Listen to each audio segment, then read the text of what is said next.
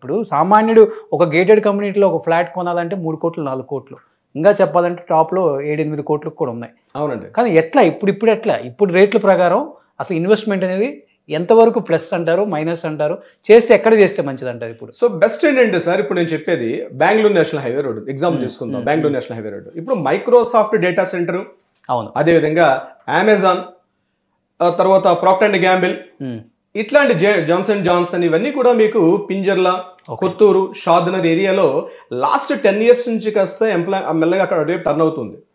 So అక్కడ industries వస్తున్నాయి. ఇందాక నేను చెప్పినటువంటి ఈక్వేషన్ అదే. సో ఎంప్లాయ్మెంట్ క్రియేట్ అవుతుంది. సో ఆ ఏరియాలో ఎంప్లాయ్మెంట్ క్రియేట్ అవుతుంది కాబట్టి towards up to Shadnagar area, that మన హార్ట్ లైన్ అంటాం. Kashmir to Kanyakumari is the heart line అంటాం. ఎందుకు ఇక్కడ శంషాబాద్లో ఎయిర్పోర్ట్ ఎందుకు పెట్టారో చాలా మందికి విషయం తెలియదు.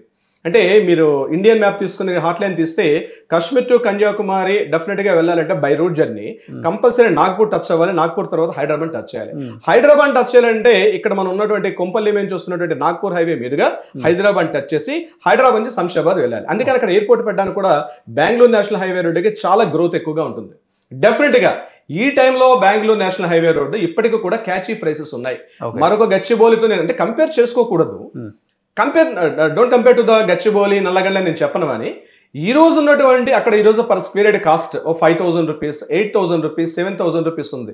మీకు జడ్చర్ల ఏరియా తీసుకున్నట్లయితే అంటే షాద్నగర్ దాటిన తర్వాత డెస్టినేషన్ పాయింట్ రాజాపూర్ వస్తుంది. రాజాపూర్ దాటిన తర్వాత మీకు జడ్చర్ల నుంచి రైట్లో వెళ్తే మహబూబ్ నగర్, లెఫ్ట్లో పోతే మళ్ళీ మనకి ఈ సోమశిల ప్రాజెక్ట్కి వెళ్ళే రోడ్ వస్తుంది. స్ట్రైట్గా పోతే మనం మళ్ళీ ఈ కొత్తకోట, భూత్పూర్ అంటే మనం మళ్ళీ రాయలసీమను కనెక్ట్ చేసే ఆంధ్ర కనెక్టివిటీ రోడ్డు.